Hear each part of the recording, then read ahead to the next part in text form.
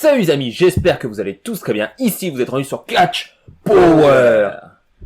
Alors, nous vous souhaitons la bienvenue pour cette nouvelle vidéo, l'épisode 2 du podcast de Wrestling Life Podcast. Yes. Donc, ça nous fait vraiment plaisir que vous avez vraiment, que vous avez apprécié l'épisode 1. Tout à fait. C'est vraiment cool. Alors, nous allons continuer. Nous nous étions arrêtés à juste avant WrestleMania 32 pour Axel, en fait. Il avait reçu un coup de fil pour aller à WrestleMania. À B1, tout à fait, où j'avais gagné soi-disant un concours. Enfin, c'était la vérité, j'avais gagné un concours. Oui. Mais, étant en cours d'histoire géo, je n'ai pas pu répondre. Et donc, ça m'est passé sous le nez. Voilà. Donc, ensuite, il y a eu WrestleMania 31, 32. Il n'y a rien eu pour toi non plus rien chez de toi. Particulier. Ouais, j'ai regardé WrestleMania chez moi. Tu gérais YouTube, on va dire. T'étais vraiment à fond pour la chaîne. On avait fait un gros live, je crois, pour la chaîne, pour WrestleMania 32. Ouais, c'était un live de 35 heures en tout, je crois. Ouais, un live marathon. Un live marathon, de NXT TakeOver jusqu'au Raw du lendemain. On faisait preview, review, commentaires en live. Oui. Grosse soirée avec tous les chroniqueurs encore à l'époque. Ça, c'était cool. C'était cool. Ensuite, il y a eu WrestleMania 32, du coup. Pareil, live marathon. Pareil. Pas d'interview à l'époque encore? Des interviews téléphoniques? Même pas le début encore? Je crois pas. Non, c'est après. C'est 2017 que ça va commencer. Ouais. Ça va commencer en 2017, donc l'année d'après. L'année d'après, d'accord. D'accord, et donc, là, YouTube, c'était, c'était, classique, rien de, j'ai pas d'anecdote sur cette année-là. Cette année-là, non, c'était les études, on va dire, comme moi. Aussi, Moi, WrestleMania, on va dire 2016, moi j'étais en apprentissage, j'étais en boulangerie, donc je travaillais, et puis j'étais pas mal pris par le travail, et puis aussi à l'adolescence, moi j'avais, on va dire, on a plus de liberté pour sortir en soirée, donc ça change tout. Donc voilà, ensuite on va arriver après WrestleMania 32, la WWE revient à Paris, tu te souviens? Gros show.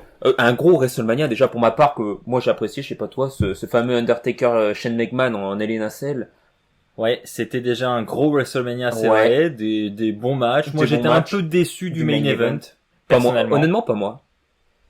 Déçu du Royal Rumble. Le match est pas mauvais en soi, enfin c'est la place de main event en vrai, c'est la victoire de Reigns est belle, hein, la fin du show est belle avec Reigns qui célèbre la victoire. Mais on va dire que c'est le foot dans la figure des fans quoi. Entre guillemets, vous le voulez, vous l'aurez, vous le voulez même pas quoi, vous l'aurez, c'est du forcing quoi.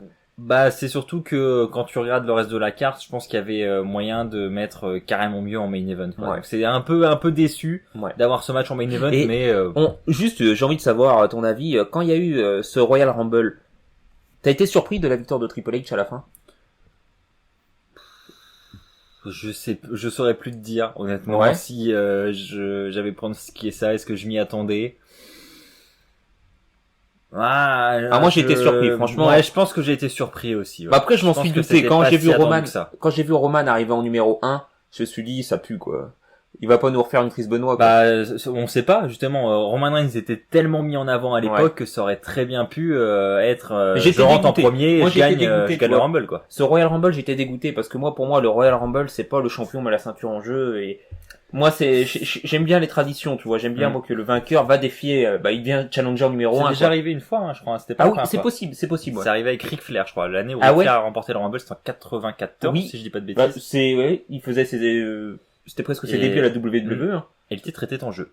Titre de la WWE. Mais j'étais pas fan. Moi je suis pas fan, j'aime bien les traditions et je me dis on célèbre devant le logo de Mania. C'est vrai que on est habitué surtout notre génération, on a toujours connu ça. Exactement. Donc en fait après ce WrestleMania 32, la WWE revenait à Paris. Donc t'as acheté ta place, t'as eu ta place. Alors moi j'avais déjà acheté mes billets. Alors ton père avait fait le voyage aussi. Il était avec toi pour voir le show? Oui, il était avec moi. Ouais.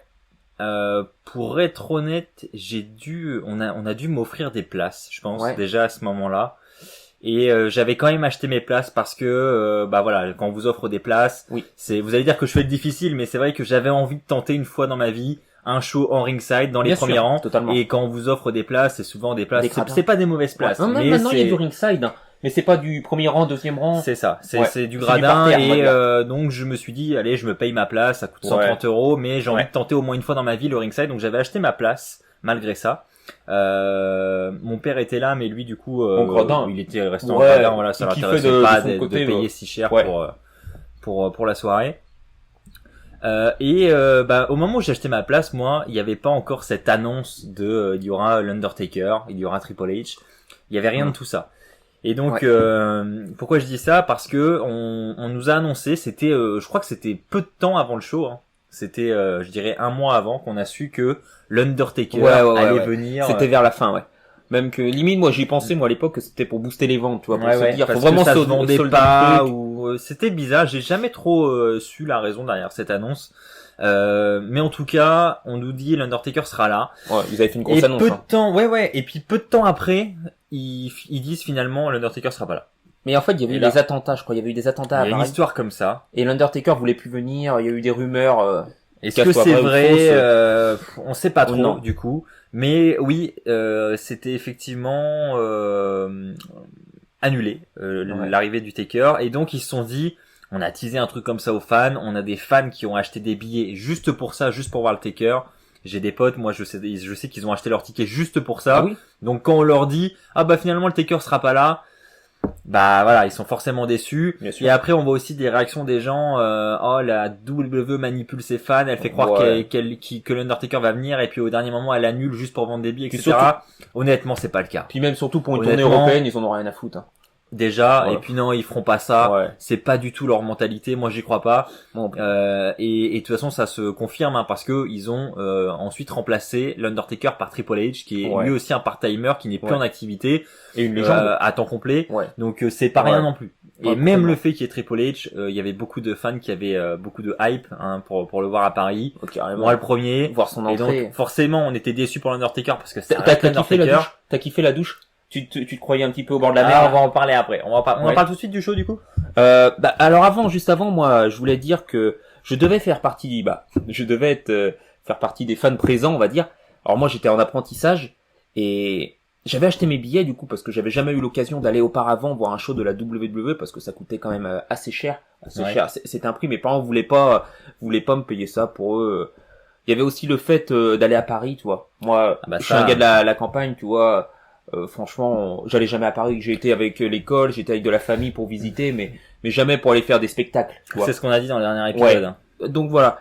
Et du coup, j'étais en apprentissage, j'étais rémunéré, quoi. J'avais un salaire. Bon après mes parents, on va dire, j'avais un salaire très petit. Tu vois, j'étais pas payé 1000 euros. Je devais avoir 300, 400 euros. Salaire d'apprenti, quoi. Voilà, alors que je faisais comme un ouvrier normal à l'usine. Enfin bref, je suis en apprentissage aussi. Je suis là pour apprendre. Enfin bref. Et du coup, mes parents me payaient, j'avais un logement, tout ça, parce que j'étais loin de chez moi, je vivais tout seul. Et du coup, c'était de l'argent de poche, entre guillemets, que j'avais, quoi, parce que mes parents me payaient tout. Et puis un jour, je téléphone à mes parents, et puis je dis à ma mère, quoi, je dis, maman, j'aimerais bien aller voir un show de catch, tu penses que papa voudrait bien m'y conduire, quoi, parce que j'étais toujours mineur. Elle me dit, pourquoi pas, alors j'avais acheté les billets. Et il s'est trouvé que j'ai jamais pu y aller. Du coup, mon patron avait besoin de moi cette semaine-là, donc j'ai jamais pu aller voir le show. Du coup, il m'a dit non, ça sera pas possible, Aurélien, j'ai besoin de toi. Donc moi, j'étais pas têtu, je voulais pas faire d'histoire parce que on va dire ça c'est horrible. J'étais encore jeune, c'est horrible. Et je me souviens que juste après que le show était passé, j'étais tellement dégoûté que j'ai même pas voulu voir les résultats. À cette époque-là aussi, j'avais pas Twitter, j'avais rien de tout ça. Moi, j'étais un fan vraiment dans mon coin et je voulais pas voir ce qui pouvait se passer, ce qui pouvait sortir sur Facebook, j'avais rien regardé. Puis je me souviens que la semaine suivante, mon patron m'a dit, Aurélien, si tu veux, je peux te donner des vacances, parce que c'est beaucoup plus calme. Et je me suis dit, j'étais au bout de ma vie, quoi. Je me disais, les tickets, j'avais pris une assurance, j'ai jamais pu me faire rembourser, puisque l'assurance, en fait, elle expliquait que, tu sais, il fallait avoir soit un décès, soit un truc. Oui. Voilà, quoi. Alors, au final, j'ai compris par la suite que les assurances, ça valait rien. Du coup, pas de show pour moi. Et puis j'avais dû regarder ton vlog peut-être à cette époque-là par la suite. Il y a ça aussi du coup, premier vlog. Ouais. Alors du coup Axel, toi, comment que ça s'est passé quoi? T'avais tes tickets, t'étais au deuxième rang. Alors c'est ça, deuxième rang. Donc déjà avant le show, petit vlog comme on l'a dit, c'était le tout premier sur la chaîne. Il était chouette. C'était assez compliqué pour moi. C'est une des vidéos où j'ai eu le plus de mal, je pense, parce que tu me connais un peu. Je suis quelqu'un de très timide dans la vie.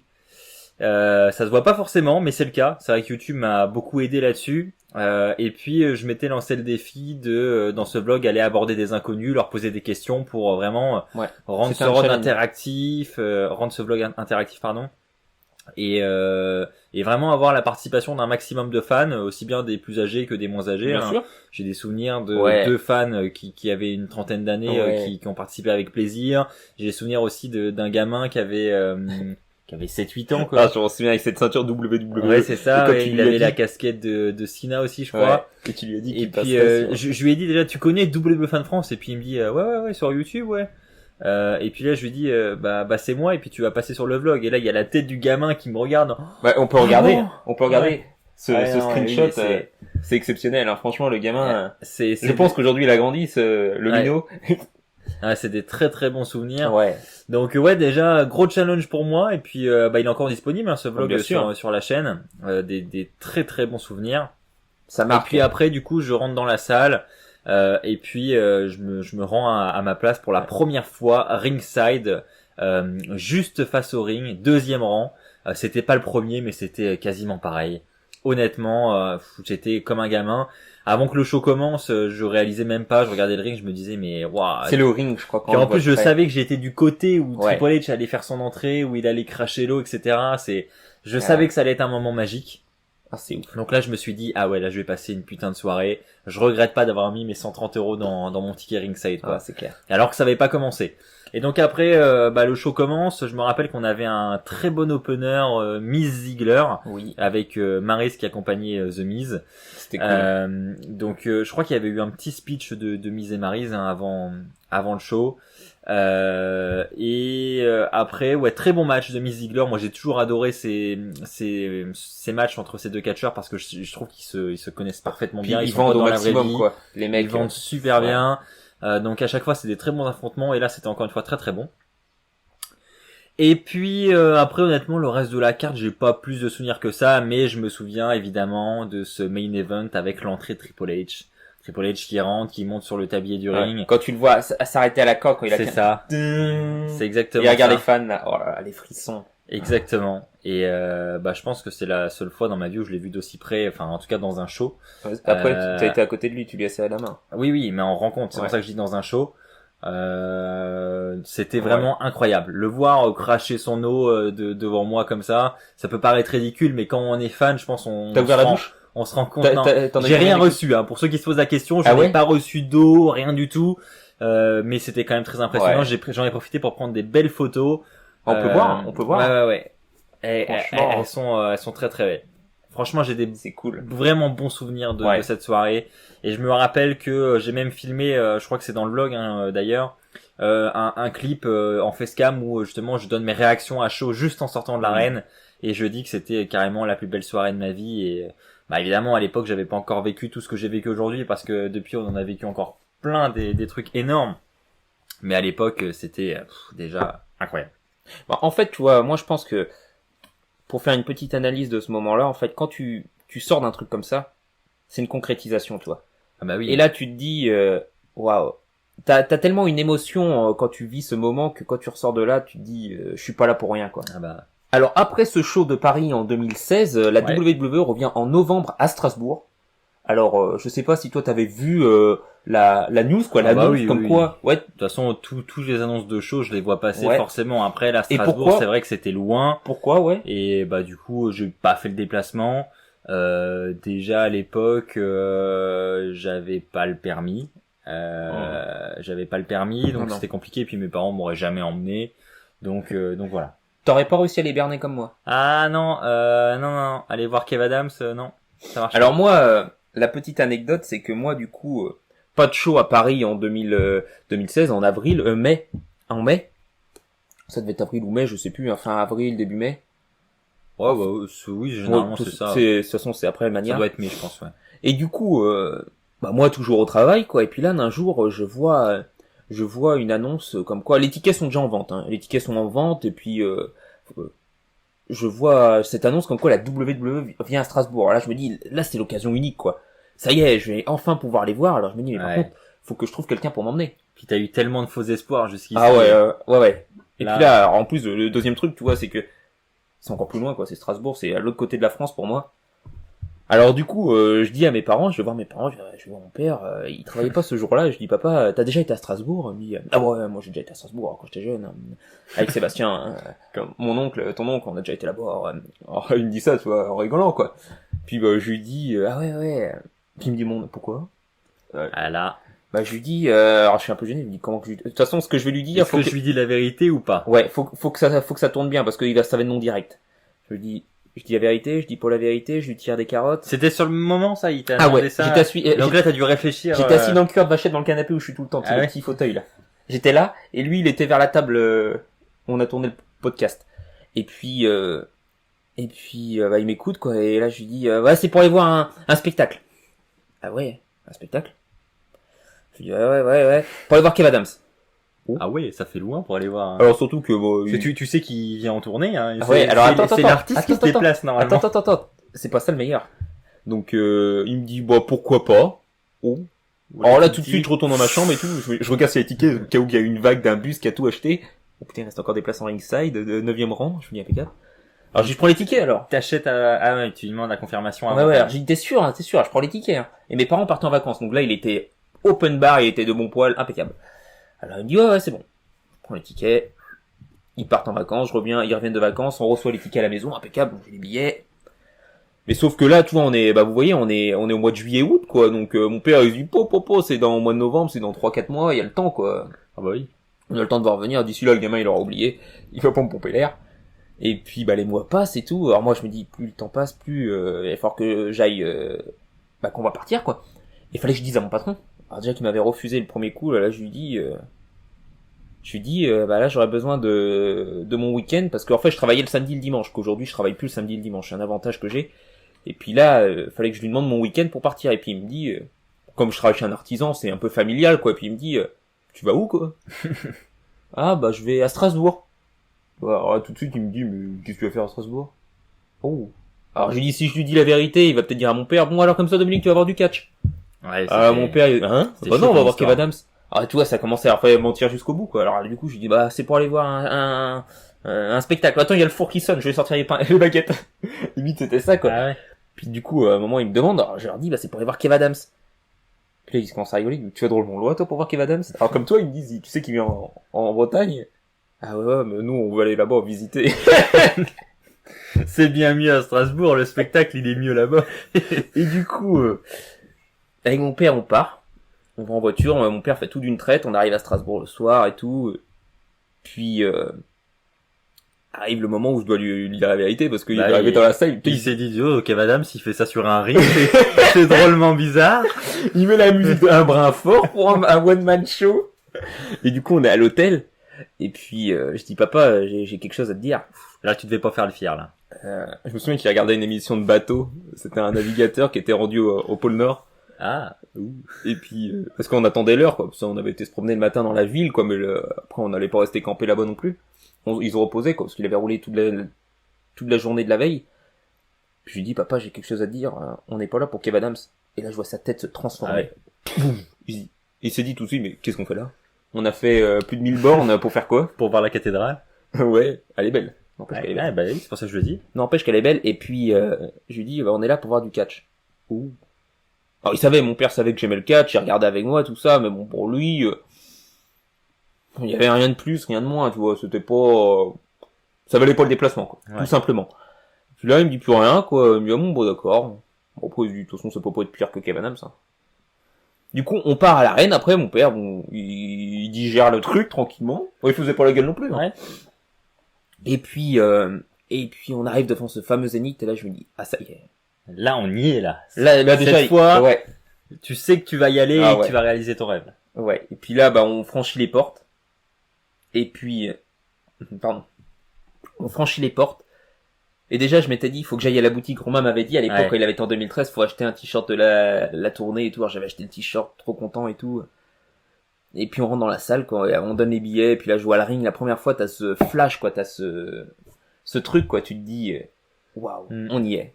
Et puis le show débute, je me souviens que c'est Lana et Rousseff qui arrive, Rousseff, et puis il y avait eu du Jericho. On la retient cette première entrée, hein, ah ouais. à chaque fois. Lana, la première entrée que tu vois de ta vie de superstar, on la retient.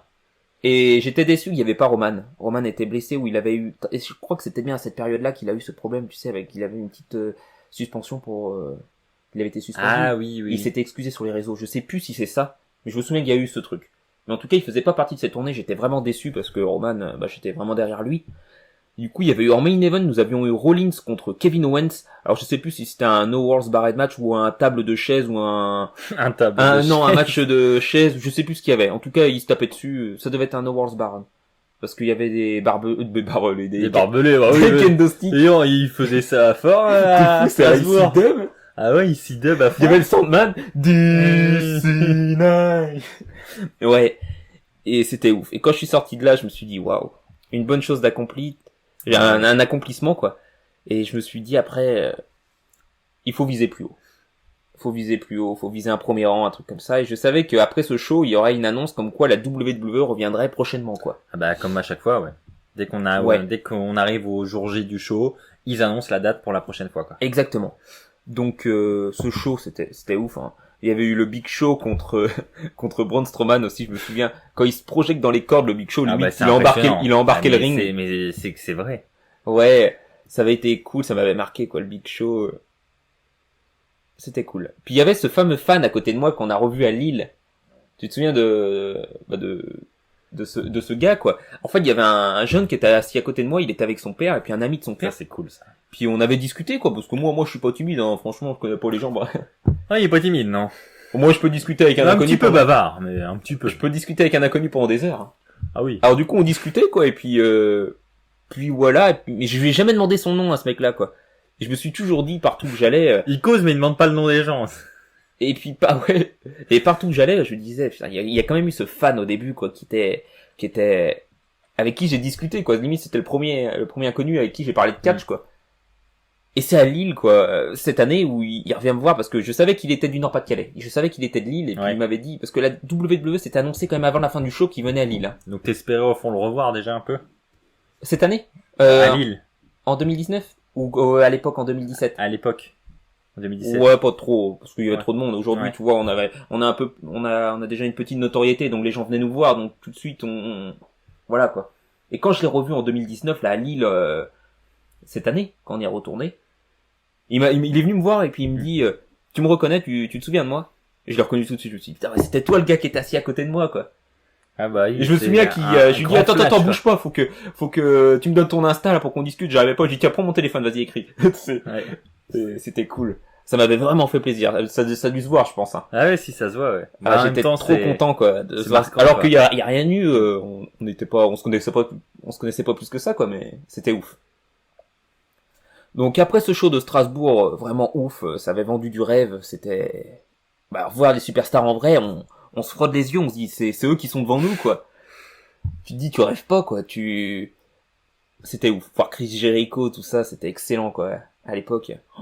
Oh, je m'en souviens. C'était cool. Que de bons souvenirs. Ouais.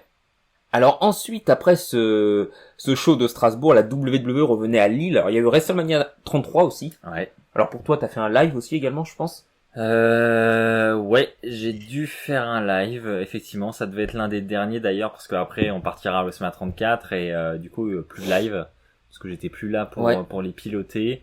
Quoique je m'étais peut-être arrangé avec les chroniqueurs pour qu'ils puissent le faire sans ma présence. Enfin bref. Donc ouais, live pour moi, WrestleMania 33.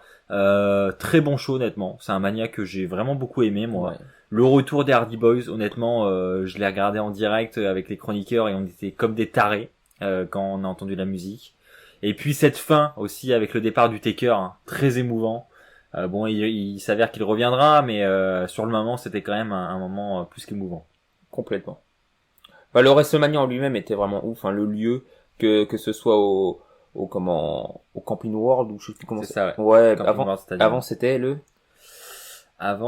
le Citrus Bowl. Le Citrus Bowl Orlando WrestleMania 24.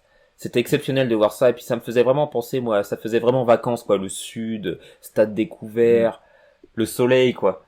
C'était vraiment cool. Cette rampe là, était cette rampe, la plus longue de l'histoire. Ce stage qui était magnifique. Ouais aussi ouais. Mais la rampe, celui du 24 dans ce même stade était très beau aussi. Ah ouais, complètement. Bon, après, la WWE, on peut voir, le 35 était assez simplet, mais quand même stylé, quoi. L'écran géant. Bah, c'est surtout les animations, quoi. Ouais. Pour nous, c'était cool. En fait, au début, nous, tu te rappelles, Ouais. sur la 35, on est arrivé. Bon, on en parlera plus en détail quand on arrivera à ce show-là, mais, on est rentré, on a vu le truc, on s'est dit, ah oui, ils sont quand même pas foulés. Et dès qu'on a vu la première entrée, je crois que c'était Buddy Murphy. Oh ouais, la qualité de l'image et tout. C'était impressionnant, on s'est tous les deux regardés, et là, on s'est dit, ah ouais, finalement, ça envoie quand même. Tu vois, juste une petite parenthèse, moi, c'est l'entrée de Triple H. Quand il est dans le désert, là, on se dit, waouh, on limite, t'as un désert, tellement que l'écran est grand, comme on était en parterre, quoi. Tu dis, tu vois, limite, comme si t'étais dans le désert, quoi. Avec les bécanes. Ah, c'était beau, ouais. Ah, c'était vraiment cool. Donc, ce Mania 33, retour des Hardys. Ouais. Ouf.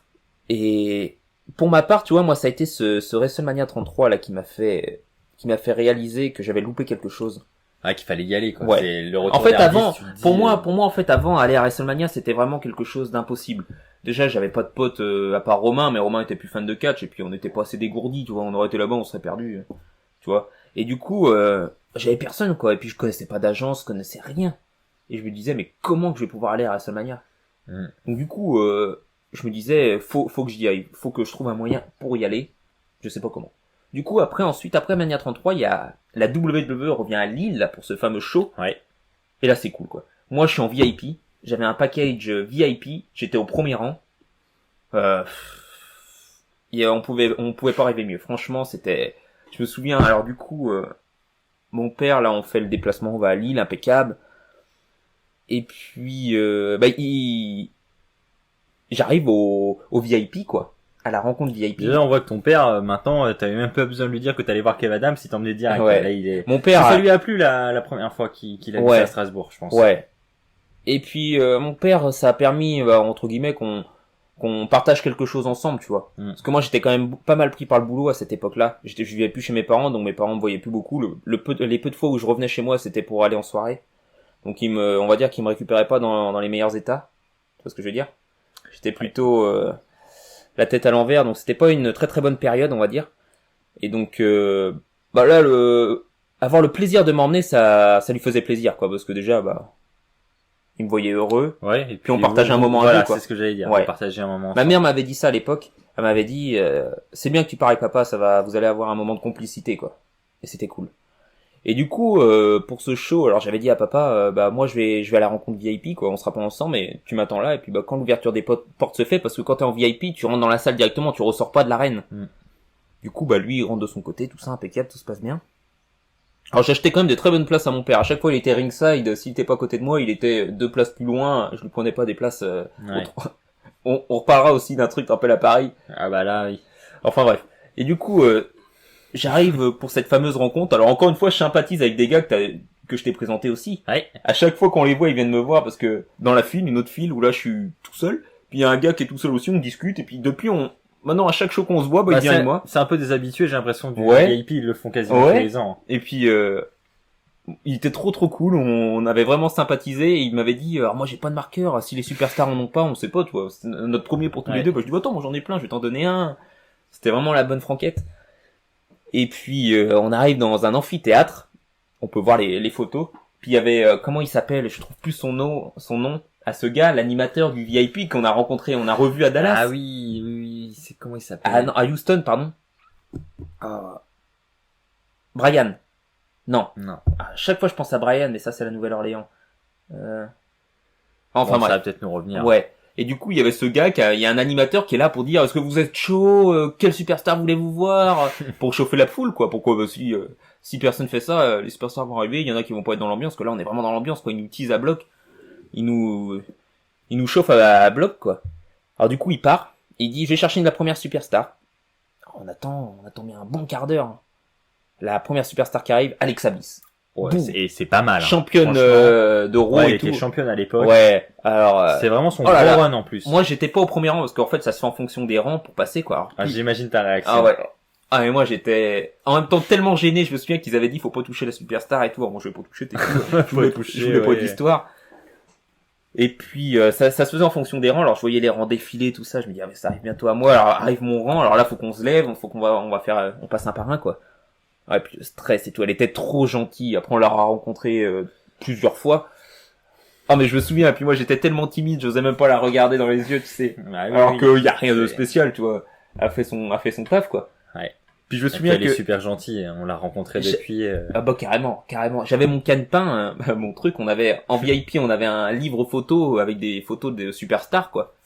Et puis T'as fait signer ça du coup? moi, j'avais ça à signer parce qu'à l'époque moi j'étais pas aussi équipé que maintenant, quoi. J'avais pas de ceinture, j'avais rien. Pour moi, c'était le premier et le dernier VIP que j'aurais fait.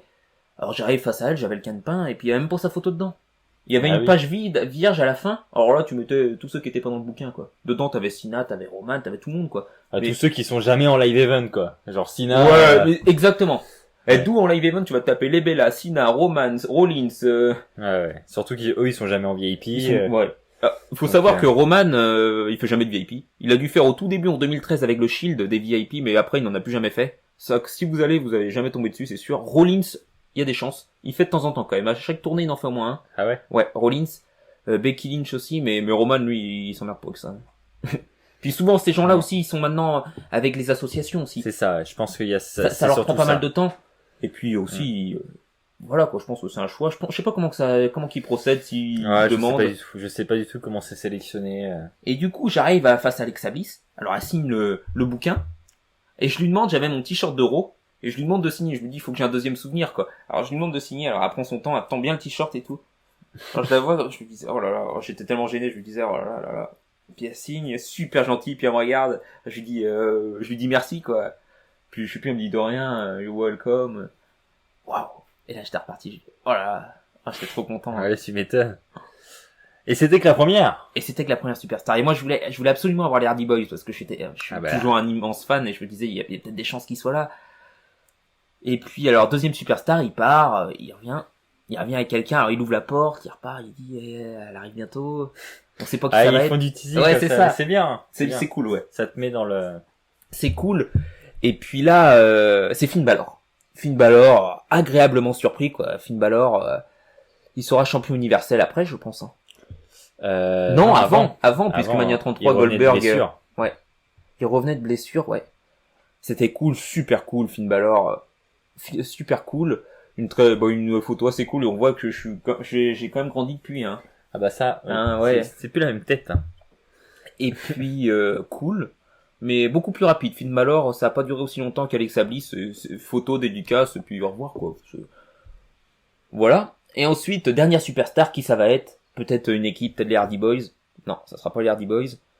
Et j'avais été voir avant, moi, des rencontres, je me disais, parce que j'avais été voir la sensation, c'est un petit peu pour avoir un avant-goût, quoi. Je me dis, si j'ai cette superstar-là, qu'est-ce que ça donne à côté des fans, tu vois. J'avais été voir Bray Wyatt. Et quand j'avais vu Bray Wyatt arriver c'était aux États-Unis, il rentrait par le fond de la salle, et je me dis, oh, il a la classe, le mec. Il avait le chapeau et tout. Alors je me disais, il a vraiment du style. Et là, comme par hasard, Bray Wyatt. Et je me souviens qu'il était trop cool, il est super balèze. Ah bah ça. Il arrive, je me souviens, il y avait un jeune homme qui était en fauteuil roulant, il a été le voir tout de suite, sans qu'on lui dise. Après, je pense que aussi, c'est la bonne foi, tu vois, c'est du naturel, hein, il va voir, mais ça m'avait fait plaisir, tu vois, je me suis dit, waouh, c'est surprenant, tu vois, il a été voir le mec, ça va mec, how you doing, nickel. Après photo, tu vois, et puis au moins le petit gars, il est parti après, il a pas attendu la fin. Il devait être content, ouais. Ouais. Et moi, c'est ce que j'allais dire, moi je l'avais pas encore rencontré à cette époque-là, mais on l'a rencontré depuis, notamment à SummerSlam l'année dernière. Et c'est l'une de mes rencontres les plus mémorables en termes de sympathie. Ouais. Ce mec, c'est une crème, quoi. Ouais. Et tu vois, j'ai encore un flash parce que mon père, moi, tu vois, il savait pas trop les noms des superstars, il connaissait les anciens, Undertaker, tout ça, ceux de mes débuts quand j'ai commencé à aimer le catch, quoi. Puis là, quand j'arrive face à Bray Wyatt, j'arrive face à lui et je m'arrête en fait juste avant et je fais waouh, il voit que je suis ému, quoi. À la limite, j'avais les larmes qui montaient. Et puis il arrive vers moi et puis il me dit oh mec, et puis il me serre la main, quoi. Oh, je lui dis oh le balèze ici, et puis il me fait à l'américaine, tu vois, un hug, quoi. Trop cool. Et on fait la photo et je lui demande aussi de signer le t-shirt. Alors Finn Balor avait signé, et puis là Bray Wyatt il signait ici. Puis là il signe no problème. Donc t'as le t-shirt d'Euro signé par les 3 superstars. Ouais. Et Et en plus, c'est plus la même dédicace, tu vois, parce qu'à l'époque, maintenant, Bray Wyatt, il fait un tout petit truc vite fait, tu vois. Ce que t'as eu, toi. Que moi, c'est marqué Bray Wyatt. Il fait toute la signature. Généralement, c'est ça, les superstars. Avant qu'elles soient connues, elles s'appliquent, elles font des belles dédicaces, puis après, elles en ont tellement à faire que c'est un coup de crayon. C'est Rollins, toi. Rollins, tu l'as anticipé dès le début, lui. Ah oui. Non, regarde, au début, non, je me trompe, parce qu'au début, tu vois, maintenant, c'est le SR, alors qu'avant, c'était le SR, il y avait un H et 2 petits points ou un truc. C'est possible. Et Charlotte aussi, avant, elle écrivait Charlotte Flair, je crois. Oui. Et maintenant, c'est Charlotte vite fait, quoi. Bah moi j'ai le cadre de WrestleMania 32 où c'est marqué Charlotte, il y a un cœur. Ouais, c'est ça, ouais. Et que maintenant c'est un truc bizarre, maintenant c'est un flair, tu sais. Ouais, c'est possible, ouais. Enfin bref, en tout cas les signatures évoluent. On voit qu'il faut que ça aille vite, quoi. Roman, c'est pareil, Roman aussi, tu vois. Un qui est pas du tout comme ça, par exemple, c'est l'Undertaker. John Cena, ça a changé aussi. T'as vu John Cena au tout début, c'était marqué John Cena, et que maintenant, bon, on voit, mais en même temps, ce gars, John Cena, en 15 ans de carrière, il a signé on peut peut-être dire des millions. Moi, ce qui m'a le plus marqué, c'est dans son documentaire, WrestleMania 26. Ça, c'est impressionnant. Je me dis, mais le mec, il doit signer, c'est combien? 10 000 feuilles. C'est énorme. Et la vitesse qu'il a, il a des mecs qui lui amènent des piles entières. Les marqueurs, les boîtes de marqueurs. Bah, notre pote, on reviendra là-dessus, mais tu vois, notre pote, qui travaille à la WWE, vous vous souvenez de l'édition, la Cena édition, la Cena 9 avec Touquet, qu'ils avaient sorti. C'est comment, qui a fait les dédicaces avec Cena. Un jour, il m'envoie une photo et puis il me dit, avant qu'on le connaisse, hein, j'avais parlé avec lui un soir, et puis il me dit, bah, tiens, c'est moi qui ai fait qui ai fait faire signer toutes les photos par Cena. Il dit, on a passé une soirée entière, hein. Ah, bon, on a eu le temps de causer, hein. Il dit, mais limite, c'était plus physique. Cena avait dit, que c'était plus physique pour lui que pour Cena, en fait. Parce que à chaque fois, toi, tu prends les photos, que l'autre, il bouge pas la main, tu vois, que toi, t'es tout le temps à tirer. Ouais. Puis faut pas en prendre 2 ou 3 à la fois. Non, mais c'est impressionnant. Franchement, si vous voulez le voir, et on voit ça dans son documentaire The Experience. Oui. Donc c'est un coffret DVD sur Cena, et franchement, il est cool.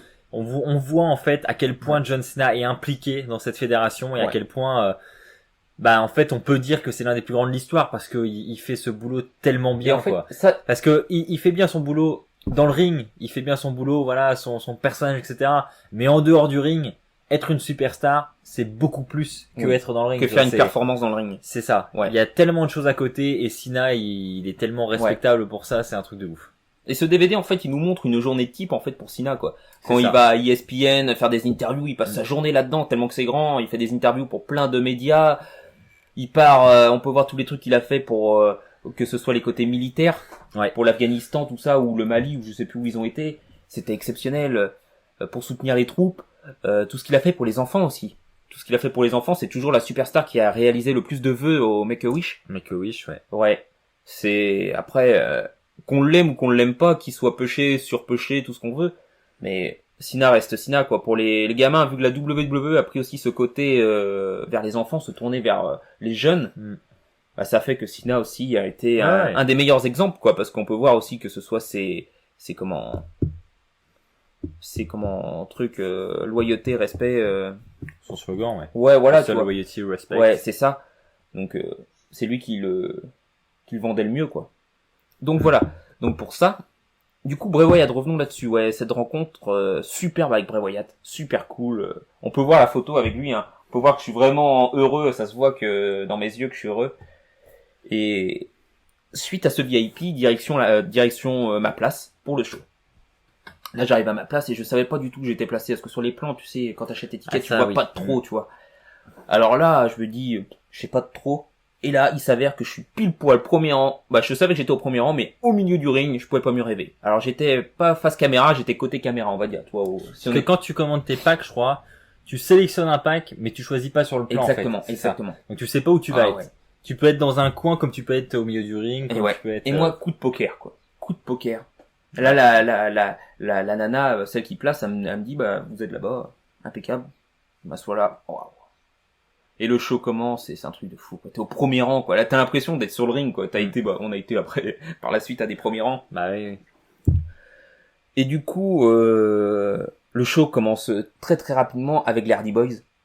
Alors et là, c'est ovation de folie. Alors moi, je n'y étais pas. Pour la petite histoire, hein, avant qu'on en parle. Avant qu'on en parle. Moi, je devais y aller. Il se trouve que j'étais invité. Je crois que j'ai tout béné à côté. Oula, fais attention quand même, et les sièges là. Ouais, attention, essuie-moi ça. Attends, parce que, c'est des sièges à un prix d'or, ça. Oui. Donc, il se trouve que j'ai été invité, moi, par la WWE pour ce show.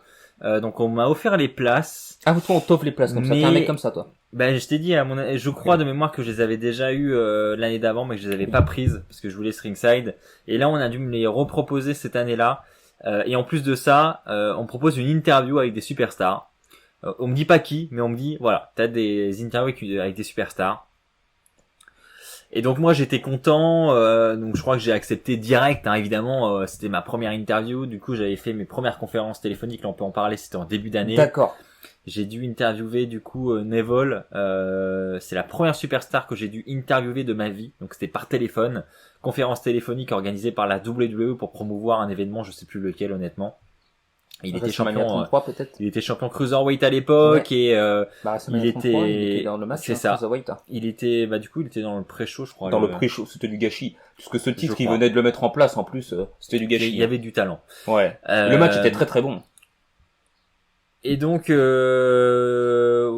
crois qu'il était resté à fond dans son personnage dans cette interview. Tu m'as déjà raconté ça. Et ouais, c'était pas une interview exceptionnelle honnêtement, parce que du coup un catcheur qui reste dans son personnage en interview, c'est pas hyper passionnant parce que tu sais qu'il va pas te révéler des trucs de ouf quoi s'il reste dans son personnage. Tu peux plus jouer sur le truc que parler de son rival et lui dire il va le critiquer quoi. C'est plus de l'amusement du coup plutôt que de dénicher des informations exclusives quoi. Bref, du coup interview sympathique, mais là on propose une interview en face à face avec les catcheurs à Lille. Donc là, on me dit pas qui déjà, peu importe qui ce sera, je me dis il faut que j'y aille, j'ai envie d'y aller, donc j'accepte. T'avais fait les valises et tout là, dans l'auto. Prêt à partir. Ouais. Voiture à chauffer, comme Mania 35. Mais malheureusement, je me dis, il y a les examens quand même. Cette année-là, je passais mon BTS. Là, ça rigole pas là. Mon bac plus 2 et je me dis on était en période d'examen, c'était au mois de mai, donc forcément c'est la mauvaise période pour ça. Donc c'était en semaine, mais je me disais en vrai pour ça, tant pis, je vais squeezer une journée de cours et je vais aller à Lille quoi, j'ai pas le choix. Enfin j'ai le choix mais je peux pas louper ça. Pas possible. Donc je me dis allez, il faut que tu fais le délinquant que j'y aille, sauf que comme d'habitude, les dates d'examen, on les a au dernier moment. Bingo. Date d'examen, alors je crois que c'était épreuve économie droit. Épreuve de 4 heures. Ça va que t'as une bonne note. Et c'était et encore, j'ai pas eu une note. Ah, c'est pas là, non, c'est au bac. C'est au bac. J'ai dû, ça devait être entre 14 et 18, je crois. Donc c'était clairement mort, pour aller à Lille. Et donc là, dégoûté. Et en même temps, à peu près au même moment, je dois recevoir le nom des superstars qui seront là.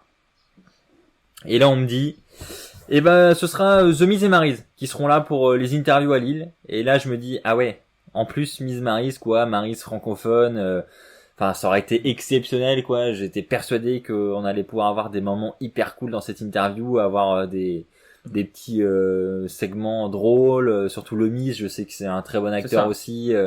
Je savais que ça allait être un excellent truc, quoi. Ça donnait clairement envie d'y aller. Il était au top avec le championnat intercontinental à cette époque-là. Aussi, à cette époque-là, il était au top.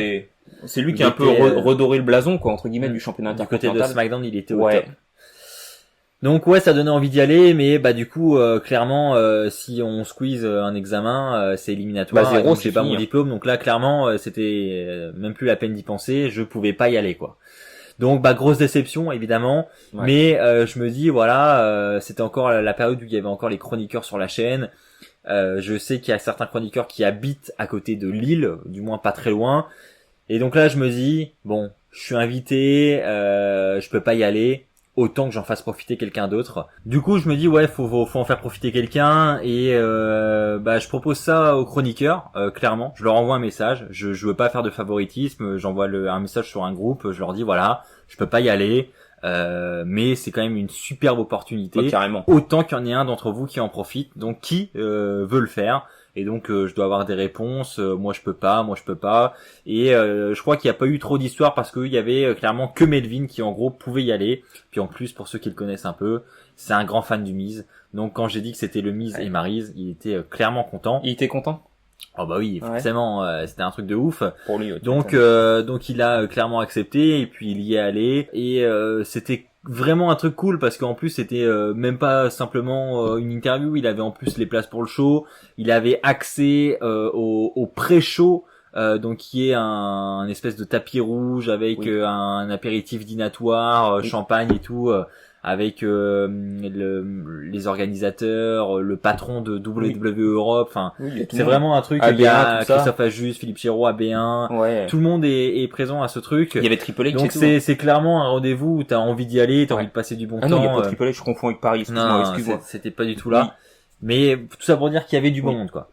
Et donc clairement il était chaud pour y aller, donc il y est allé, il a fait son interview, tout s'est très bien passé. C'est cool, en vrai. Il a fait son taf. Il a fait le vlog, en plus il a fait un petit vlog, il a été interviewé des fans devant l'arène. D'ailleurs les interviews de fans sont très sympas, c'est très bien monté, c'est eux qui ont fait tout le montage et tout, franchement ils ont fait un truc top. Donc évidemment moi j'ai le regret de ne pas y être allé, bien sûr, mais il a été heureux, il a vraiment apprécié. Donc c'est super cool et puis en plus ils m'ont produit un vlog d'une excellente qualité, donc voilà, pour ça encore merci à eux et voilà, c'était vraiment cool. Ouais, du coup, alors cette interview du coup du Miz, impeccable, rencontre pour Melvin, une très très belle rencontre pour Melvin. Du coup, le show commence pour ma part. Alors ça commence avec les Hardy Boys. Alors moi j'étais un grand fan des Hardy Boys. Je voulais absolument les voir. Pour moi, c'était le truc de fou, quoi, d'avoir la chance de les rencontrer, de les voir. Alors je me souviens que c'était en fait un remake du match de l'échelle à WrestleMania 33 en fait. Alors du coup tout le monde sans les échelles du coup. Sans les échelles, bien sûr. Alors toutes les équipes font leur entrée, Cesaro et Sheamus, comment non, je trouve plus son nom. Gallows Anderson, il y avait Gallows Anderson et puis Enzo Amore et Big Cass. Merci. Du coup, alors Enzo Amore était toujours au top à cette époque-là, hein, et on va dire qu'il mettait bien l'ambiance. Hein. Bah oui. C'était cool. Avec la foule. Et là, en dernier, il y a les Hardys, quoi. Et là, waouh. Je me souviens que de ma place où j'étais, en fait, je voyais pas la rampe, quoi, le stage, le petit stage. Moi, je voyais juste à un moment donné quand ils arrivaient, quoi. Et là, je vois Matt Hardy au début, et je me dis, waouh, ils sont devant moi. Et là, c'est un truc de fou, quoi. Tu t'essayes de tout capturer, quoi. Tu te dis, faut pas que j'oublie ça, faut pas que j'oublie. Et là, il y a Jeff, il fait le tour. Matt Hardy, il monte sur le ring, je crois, où il va saluer les fans. Et Jeff, il fait déjà tout le tour du ring, quoi. Il salue tout le monde. Et puis moi, je tends ma main. Ça devait être un truc de ouf. Et là, il passe et il tape dans ma main et je touche son ventre. Et quand je filme, je sais pas si on pourra mettre des vidéos. Quand je filme, en fait, je filme après ma main qui est mouillée, en fait, parce que Jeff Hardy a dû se mouiller les cheveux. Je me suis dit, j'ai envoyé ça à Romain et je lui dis, regarde, j'ai touché Jeff Hardy, quoi. C'était un truc de fou. On va me prendre pour un gros cinglé. Mais pour moi, c'était ouf, quoi. Jeff Hardy, mais c'était irréalisable. Moi, quand j'étais fan de lui, après qu'il a quitté la WWE, il était à la TNA. C'était ouf. Et là, il était devant moi, quoi. C'était ouf. On espérait même plus un retour, en fait, non, de Jeff Hardy. on espérait plus du tout. On l'espérait plus du tout. Et du coup, Jeff Hardy monte sur le ring, Matt Hardy, toutes les équipes, tout le monde est sur le ring, ça sonne, le début du combat va bientôt sonner. Et là, je vois Jeff Hardy, quand il avait un truc dans sa poche arrière, vous savez, les nœuds qu'il a, là. Ouais, la serviette à moitié. La serviette avec les nœuds. Et là, tout de suite, je me dis, faut que je l'ai, quoi. Et je vois que Jeff, il regarde de mon côté, et puis d'un coup, hop, il se retourne pour aller, du côté en face, et Matt Hardy vient de notre côté, du coup. Et là, il enlève son t-shirt. Je vais pas enlever le mien. Non. Et puis là, pour le bien des auditeurs. Puis là, je crie, quoi. Je dis, Matt, et là, il lance. Oh, il lance pas sur moi, hein. Il lance et j'arrive à l'attraper, mais du bout du doigt, quoi. Le truc limite, il se pose. Et là, je lui dis, oh putain, je l'ai. Alors que je regarde pas, tu vois, parce que je vois pas, en fait, je suis dans un amas de personnes. Et là, je dis, oh putain, je l'ai. Et là, waouh, je dis, oh, le truc improbable, quoi, le truc, mais impossible, et je l'ai. Et puis, je me souviens, il y a des gens qui venaient, il y avait une jeune fille qui était venue, et elle me dit, pour combien que tu me le vends? Je lui dis, je suis désolé, je peux pas le vendre, hein. C'est trop sentimental, ouais. C'est trop sentimental pour moi, pardon. Et le show, un énorme show, Swanton Bomb de Jeff Hardy, oh. Encore des souvenirs. Ah ouais. Et à la fin du combat, Jeff Hardy fait un tour, et je lui tends mon marqueur, et il signe mon t-shirt d'Euro. Il l'avait signé sur l'épaule, ouais. Il l'avait signé sur l'épaule, on peut voir la photo. Et la dédicace, c'est pas au top, hein, c'est pas les super dédicaces que Jeff Hardy peut nous faire en meet and greet, mais il l'a signé, quoi. Ouais, c'est pas moi qui me suis amusé à signer ce t-shirt, parce que Il a trop d'importance pour moi. Moi, je me rappelle de cette ovation parce que j'ai vu évidemment des vidéos passer et je crois même que la WWE en a fait une vidéo sur sa chaîne YouTube. Exactement. À quel point l'ovation était énorme pour un petit zénith comme ça. C'est peut-être pour ça d'ailleurs que c'était si énorme parce que c'était très confiné. Il y avait tellement de monde. C'est pas la Corotel Arena, quoi. Non, voilà, c'était plus petit. Mais ouais, incroyable réaction de la foule pour accueillir Jeff Hardy. Bon, en même temps, il venait de revenir. Hein. C'était on sait ce que c'était Jeff Hardy en France. On peut voir cette petite vidéo aussi. Bah, on va pas la diffuser, mais je me souviens qu'ils avaient filmé Jeff et Matt Hardy après qu'ils étaient retournés en backstage. Ils venaient juste de passer le rideau. Ils arrivaient entre guillemets à la place où il devrait y avoir la gorilla pour un weekly, quoi. Et là, ils leur disent, c'était quoi votre réaction après ce combat? Waouh, quelle ambiance de fou, quoi. On les voit tous les deux. Jeff, il dit, mais on vous remercie Lille, parce que à chaque fois, il cite la petite ville, la ville où ils font leur prestation, quoi. Ils ont pas dit Air France, ils ont dit Lille, et c'était cool, quoi. Et les Hardys. Et du coup, le show continue. Superbe combat, mais pour moi, rien ne pouvait détrôner ce moment, quoi. Pour moi, c'était. Bah, j'imagine, ouais. Moi, j'aurais beaucoup aimé vivre l'entrée de Jeff Hardy comme ça. Hein. C'est un truc de ouf. Puis en plus, avoir le t-shirt de Matt et tout, souvenir à vie, quoi. Et je me souviens que Jeff, il avait donné sa manche à un fan que je connais de vue aussi, je sais plus comment il s'appelle. Enfin bref, bon, il se reconnaîtra, il était derrière moi, il avait fait un maquillage de Jeff Hardy, et puis Jeff lui avait donné sa manchette, c'était cool. Il y avait eu plein de trucs comme ça, c'était vraiment ouf. Et puis le show a continué, main event, nous avions Samoa Joe, parce que Braun Strowman, en fait, le show était un mardi. La veille, il y avait eu un Raw à Londres et Braun Strowman. C'était pas un mercredi? Non, Braun Strowman s'était blessé la veille. Pour moi, c'était un mercredi. Bon, un mercredi. Et le lundi, Braun Strowman s'était blessé, tu te souviens? Roman, il avait même des straps. Il s'était blessé, il était en rivalité contre Braun Strowman et du coup, ça devait être un fatal four-way.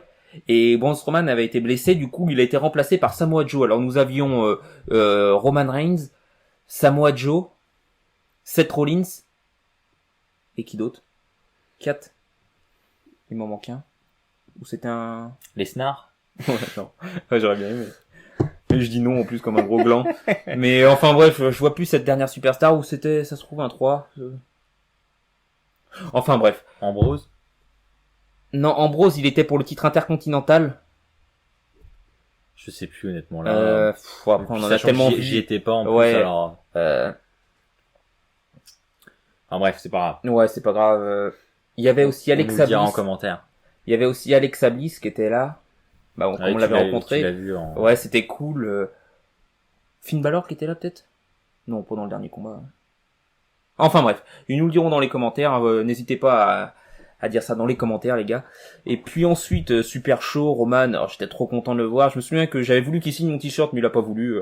J'avais tendu mon marqueur, mais ça avait pas marché. Rollins pareil, et j'ai pas osé. Bah, à cette époque-là, moi, j'étais pas du tout photo. J'avais pas les réflexes de faire tout ça. C'est bien dommage, hein, parce que même me prendre en photo devant le ring. Il y a que à partir de Mania où j'ai commencé à faire des photos comme ça, parce qu'à cette époque-là, je prenais le ring, on sait bien bon. Alors que ça aurait été stylé, quoi, d'avoir une photo devant le ring, mais j'ai pas de photo comme ça. Ouais, c'est un superbe souvenir, quoi.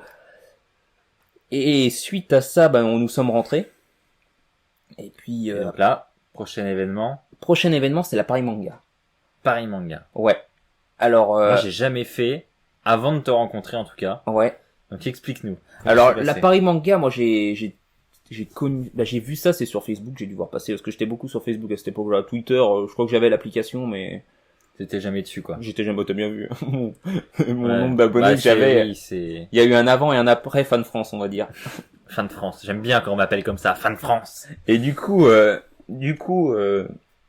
je vois passer sur les réseaux que Lita va venir à Paris et Ric Flair également. Ouais.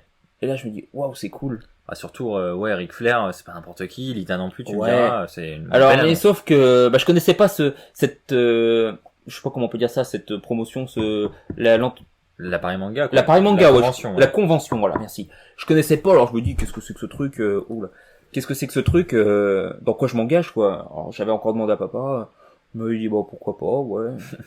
Après, je lui dis, il y aura pas de show, là, c'est juste pour rencontrer des superstars. Et on avait pris les tickets, Ric Flair, il s'était désisté. Parce que, il était gravement malade à cette époque-là. Ric Flair avait subi de nombreuses opérations. On a eu très très peur. Ouais, je me rappelle, Flair, c'était, il revient de loin, mine de rien. Il revient de loin. Et aujourd'hui, on peut voir qu'il il fait plaisir à voir. Ouais. Ah oui, c'est vrai. Il est bien dans sa peau et tout, on voit, même dans sa vie, hein. On voit, il s'est marié récemment et tout, ça roule impeccable pour lui. Ça fait plaisir. On reviendra aussi sur la rencontre qu'on a eue avec Ric Flair à WrestleMania où il était pas du tout en forme. Ouais. Tu te souviens? Et du coup, Ric Flair se désiste. Alors du coup, il y a plus que Lita et Ric Flair est remplacé par Scott Hall. Bon, bah, pourquoi pas, hein. Un peu déçu parce que Ric Flair, c'était quand même un truc de fou. Bon, après, Scott Hall, c'est cool aussi, hein. C'est cool aussi, voilà. Mais je connaissais pas du tout, moi, trop Scott Hall, je connaissais le personnage, mais je pouvais pas te dire, si, à part son match à WrestleMania 10, j'allais pas te dire, il a remporté ça. Ouais, c'est... Du coup, j'ai mes tickets pour la Paris Manga, donc, nous partons. Paris Manga, impeccable. J'avais jamais fait cette convention, on dormait dans l'hôtel en face, le Mercure, impeccable, la voiture était garée. On était tranquille, ouais. Par contre, la convention, quand nous sommes arrivés, oh, le foin là-dedans. Il y avait tellement de monde, mais c'était blindé. Ouais, c'est vrai. T'as été comme moi. Bah oui. Et là, mon père, il s'est dit, Aurélien, tu m'embarques dans quoi, là? On va jamais trouver notre truc là-dedans. Et on avait trouvé le catch corner. Le catch corner, c'était impeccable. Tout était super bien organisé. Que ce soit avec Jérôme, Sylvain, tout ça, c'était au top. Une fois après avoir obtenu les tickets pour la Paris Manga, pour rencontrer Lita et Scott Hall, mon père, on part à Paris, quoi. Impeccable. Nous arrivons, on avait pris l'hôtel juste en face, le Mercure. Donc voilà, le lendemain, on était arrivé la veille, le lendemain, on part à la Paris Manga, et là, on est vraiment surpris. Parce qu'il y avait tellement de monde. Ah, c'est ça. Ouais. Oh. C'est impressionnant. Moi, je me suis dit un truc. C'est une fourmilière, le truc. Ah ouais, mais le monde, à chaque tramway qui s'ouvre, mais c'est blindé, quoi. C'est des vagues de personnes qui arrivent, je me dis, mais tout ça, c'est pour ce truc-là, Paris Manga, ou c'est pas pour Scott Hall qui viennent? Ouais. Alors, ils sont tous en cosplay, tout ça, c'est leur passion, à ces gens-là, quoi. Et puis, on arrive dans cette salle, dans ce hall, parce que ça s'appelle, c'est réparti en différents halls. Ouais. Mm. Alors, on n'est pas dans le plus grand, c'est où il y a le salon de l'agriculture, le hall 1. Celui-là, c'est le plus grand, il y a le salon de l'agriculture, la Paris Games Week, le salon de l'auto. Tout ça. Et nous, on était dans un autre hall, en sous-sol, et c'était blindé de monde, c'était plein à craquer, il y avait des stands partout, parce qu'on arrivait par des escalators ou des escaliers, et on voyait tout au début, quoi. Et là, on voyait plein à craquer. Et là, tu dis, waouh. Quand on arrive dans la foule, parce que c'est plein, faut se glisser dans tout le monde pour aller où on veut, quoi. Et puis, il faut trouver le catch corner, quoi. C'est parce que t'as dit ton père, du coup, dans quoi tu m'as embarqué, là? Ouais, là, il m'a dit, Aurélien, tu m'as embarqué dans quoi, là, encore? Alors, même moi, je me disais, le chantier, toi, va trouver quelque chose là-dedans. Et puis, même les rencontres, c'était tout même, c'était pas 20 €, quoi. Je sais plus combien que j'avais payé, mais en plus, pour l'ITA, moi, j'avais tout acheté. J'avais acheté le meet and greet, la séance de dédicace et le photoshoot. Donc, voilà. Et puis je trouve le catch corner génial, j'arrive, je vois Jérôme, Planet Catch, il avait son stand de DVD, oh putain celui-là je l'ai pas, j'avais acheté le fameux DVD qui avait un concours à gagner, tu te souviens, signé par le Mise et Maryse. Ah oui. Oh j'ai vu celui-là, oh putain t'es fou, toi tu il l'a fait signer au moment de l'interview. Exactement, il m'avait dit, de Melvin. J'avais fait un concours, il me dit, mais les gagnants se sont jamais manifestés, donc du coup je le vends là, impeccable, il était à 30 € je crois, bon, ça c'est une affaire, t'es fou toi. J'ai acheté tout ça. Il y avait du catch français derrière, il y avait Tristan Archer, tout ça, c'était cool, on avait regardé ça. Et puis l'inconvénient c'est que les séances de dédicace photoshoot c'était trop espacé, quoi. Il y avait des fois 4 heures entre chaque truc, quoi. Ah ça devait être long, surtout pour ouais. Oh là là, et puis il y a tellement de monde. Et puis je rencontre Lita la première fois, c'était photoshoot. Non, séance de dédicace. Séance de dédicace. Qu'est-ce que j'ai fait signer? Non, photoshoot. Photoshoot et t'as pas fait signer ta photo après? Non, j'ai dû faire le photoshoot et j'ai fait signer ma photo après, exactement. Et là, quand je l'ai vu, j'étais trop content, moi qui étais un fan des Hardys, avec, quand elle était à l'époque dans la Team Extreme avec Jeff et Matt Hardy, c'était ouf de voir ça. Pour moi, c'était encore un rêve de fou. Et Scott Hall devait être présent le dimanche, donc Lita le samedi, tout se fait impeccable. Le soir, on se couche, je devais voir de la famille sur Paris le samedi soir, resto, tout ça. Et le dimanche, on devait y retourner pour Scott Hall. Et j'arrive au parc des expos où c'était ce truc, et là j'avais un t-shirt de catch, j'avais le t-shirt des Hardy Boys, et là il y a un mec qui m'interpelle et puis il me dit, hey, mec, tu viens pour Scott Hall? Je lui dis ouais. Ah tu peux remballer, hein, il est pas là. Bon, déjà tu te dis ah ouais, et puis moi j'étais encore jeune et puis je dis, ah bon, il est où? Il est pas venu. Ok, bon on continue, nous on va vers le truc, quoi. Et puis effectivement on passe, on arrive au catch corner et puis là on dit non, il est pas venu, il a loupé son avion, je sais plus quoi, il avait menti à cette époque-là, mais bon, Scott Hall a toujours eu de mauvaises rumeurs sur son dos, quoi, pour ça, hein, tu sais. Il était pas ponctuel, il avait des problèmes avec l'alcool et tout. C'était malsain pour lui. Ouais, c'était une mauvaise période pour lui. Exactement. Du coup, j'avais re-rencontré Lita ce jour-là. J'avais le meet and greet le soir. Parce que du coup, ils ont compensé en gardant Lita. Non, ils ont remboursé. Ah, ils ont remboursé. Ouais. Mais ils ont quand même gardé Lita une journée de plus. C'était pas prévu. Si, elle était sur les 2 jours. D'accord. Elle était sur les 2 jours et le dimanche, il y avait le meet and greet. Okay. Donc super meet and greet, tout ça. Elle était super gentille. On peut voir les photos que j'ai assez comiques quand elle tire la langue et tout. C'était cool. Et c'est sympa ça. C'est sympa, elle était vraiment gentille. Selfie et tout. Ouais. Et puis voilà, ça s'est terminé là. Et si, je me souviens aussi également qu'à cette époque-là, je savais déjà moi que je partais pour WrestleMania. Ah. J'avais contacté l'agence, j'avais dû envoyer le premier versement. Du coup, je savais quoi. Puis j'avais rencontré des fans, Guillaume et Dorian, qui partaient à WrestleMania, tu sais, qui avaient fait WrestleMania 33. Puis ils étaient juste devant moi pour le photoshoot avec Lita. Alors moi, je leur avais dit que je devais partir aussi, quoi. Je m'étais renseigné auprès d'eux, je connaissais personne. Puis on a, Guillaume, il racontait toutes ces anecdotes, parce qu'à cette époque-là, Guillaume avait fait plein de WrestleMania, il avait fait le 28, le 29, le 30, le 32 et le 33. Du coup, il m'avait dit, moi j'ai rencontré l'Undertaker, tout ça, et ça vendait tellement du rêve, quoi. Moi, je me disais, mais, truc de fou, quoi, mais comment on peut vivre ça un jour? Comment on peut vivre ça un jour? C'est nous qui disons ça, mais c'était ouf, quoi. Quand il me racontait tout ça, on est resté des heures discuter, je me souviens, il était super, toujours super. Et puis, il y avait un autre, c'est Jacques, tu sais, qui était à côté de nous à Paris, qui était derrière nous. Du coup, il s'était joint à la discussion, quoi. On discutait. Puis il me dit, moi je connais un gars aussi qui part à WrestleMania avec une agence. Mais il me dit, tiens, je vais te donner son nom si tu veux le contacter. Bon, pareil. Il me file son nom et tout, je le contacte. Fin de l'appareil manga, sur le retour, quoi, sur la route, je contacte le gars. Ouais, je suis bien avec cette agence-là. Événements et voyages, Daniel. Je dis, impeccable, moi aussi, c'est cool, au moins je connais quelqu'un, au moins. C'est bien de faire connaissance avant de partir, c'est ça. Pas... Donc voilà. Pour toi, comment que ça s'est passé quand t'as vu l'agence, quoi? Alors moi, j'ai dû m'inscrire au tout début, donc c'était en... Moi, je me suis inscrit avant aussi. J'ai vu sur internet la publicité, sur Facebook. En août, du coup, le mois d'août précédent. Donc août 2017 du coup. Ouais. Voilà, je commençais mon alternance et je savais que j'allais commencer à gagner de l'argent. Oui. Donc je me suis dit voilà, il est temps de vivre mon rêve ultime et de réserver le voyage. Donc j'ai réservé avec cette agence. Et pareil, j'ai réservé tout seul en me disant je vais y aller tout seul et puis je vais rencontrer des gens sur le tas, quoi.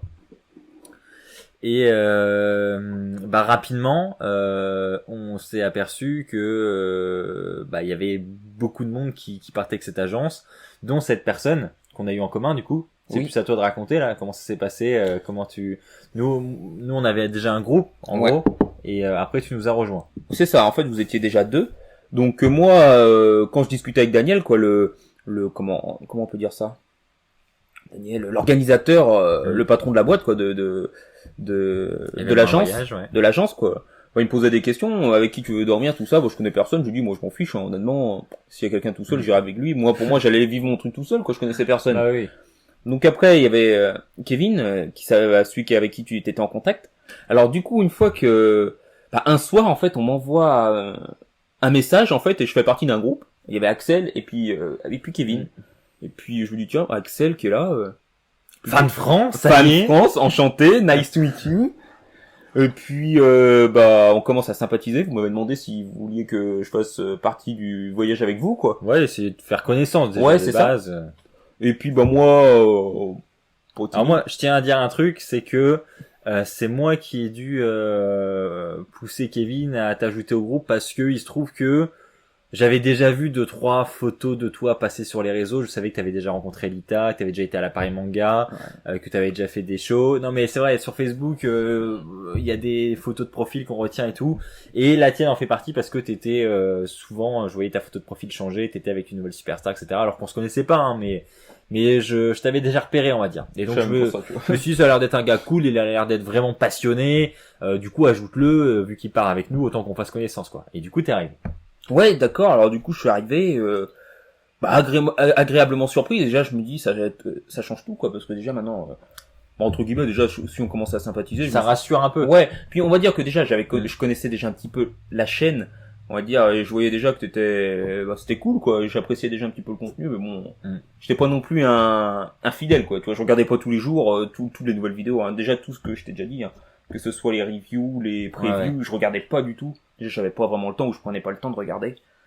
Donc voilà.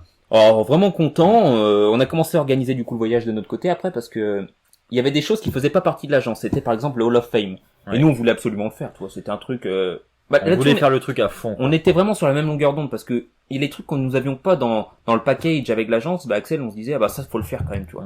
Et du coup on les a pris. C'est toi qui avais acheté des places et tout. On avait galéré d'ailleurs. Le Hall of Fame, c'est des places. J'ai dû mettre plus de 2 heures à réserver 4 places. En vrai, c'était l'horreur. Et par contre, on a eu des super places qu'on était sur le sol, à quelques pas des superstars. Enfin, c'était on était juste à côté du pas le red carpet, mais ce podium du pré-show où on voit les superstars venir en interview. On était juste à côté. On aura une interaction avec Ronda Rousey. Bref, on aura plein d'anecdotes à vous raconter quand on parlera de ce Hall of Fame. Du coup, probablement lors du prochain épisode. Je pense. Oui, carrément. On verra. Mais ouais, c'était vraiment un très bon show. Ouais, c'était cool. Alors du coup, on commence à organiser ça, on réserve le ticket. Et avant WrestleMania, moi je retourne à Paris pour rencontrer Christian qui revenait à la Paris Manga. Ouais. Et après on va finir ce deuxième épisode là-dessus. Donc je pars à Paris pour rencontrer Christian. Donc déjà je connaissais déjà un petit peu l'organisation. Et puis j'avais sympathisé avec un autre gars qui s'appelle Alex. Du coup, on s'était contacté via Twitter, on s'était dit on se retrouve là-bas, impeccable. On avait rencontré Christian, super après-midi, cool. Christian super cool également, du beurre, super cool. Je me souviens qu'il avait sa veste, c'était juste après le Raw 25, tu te souviens, les 25 ans d'Euro. Il avait une veste en cuir marron, on peut voir la photo avec lui qui est cool. Ouais. Il était super cool, Christian. Je me souviens, je lui donne la ceinture universelle parce que j'avais pris cette ceinture universelle, j'avais déjà la Big Gold. Et je lui dis, je voulais qu'il la prenne, quoi, pour faire stylé, pour dire comme le Taker, tu vois, le Taker a pris la Big Gold sur son épaule, tu vois, ça fait stylé. Et cette ceinture universelle, je l'avais emmenée parce que je voulais qu'à WrestleMania, tout le monde signe dessus. Donc c'était plus sentimental, quoi. Et c'était vraiment cool, alors que la Big Gold aurait été, signée par Christian, ça aurait été cool aussi, mais bon, il y a que le Taker. Je suis en train de réfléchir en même temps, Mais ouais, super rencontre avec Christian, et je savais qu'après la Paris Manga, là, c'était WrestleMania, quoi. Là, on partait. Là, c'était parti, quoi. Et voilà, donc, dans ce prochain épisode, nous allons parler de WrestleMania 34. Alors, t'oublies quand même une grosse partie, hein. Ça me déçoit un peu, d'ailleurs. Le resto et tout? Ah quand même. Ouais. Notre première rencontre. On en parle maintenant? Je pense, ouais. Ouais. Alors, pour la première rencontre avec Axel... non, on peut garder ça pour le prochain, aussi. Ouais. Parce que le timing... Ouais, on garde ça pour le prochain, comme ça, on vous tient en haleine. Ouais. Et on commencera le prochain épisode là-dessus. D'accord. Alors nous tenions à vous remercier d'avoir regardé cet épisode 2 du podcast jusqu'au bout. Ça nous fait extrêmement plaisir d'être toujours aussi nombreux à regarder nos vidéos du podcast. Ça nous fait vraiment plaisir, ça me fait vraiment plaisir à moi. Et puis je tenais encore une fois à vous remercier. Nous vous souhaitons une bonne journée, une bonne soirée. Puis merci à Axel d'être toujours présent sur ce podcast. De toute façon, il n'y a pas le choix, il fait partie de l'histoire. Merci au shop aussi pour ces magnifiques t-shirts. Placement de produits. Ouais, il tient aussi. Non, parce que les placements de produits sur ta chaîne, ça marche pas. Donc Ah ouais. Je suis pas payé pour faire du placement de produit sur ta chaîne. Hein. Ah ouais. Sur la mienne non plus d'ailleurs. Ah bon? Non. Donc sur ce, nous vous souhaitons une bonne journée, une bonne soirée et surtout n'oubliez pas, soyez toujours très très fiers d'être fan de catch. Allez, bye tout le monde. Allez, ciao les gars.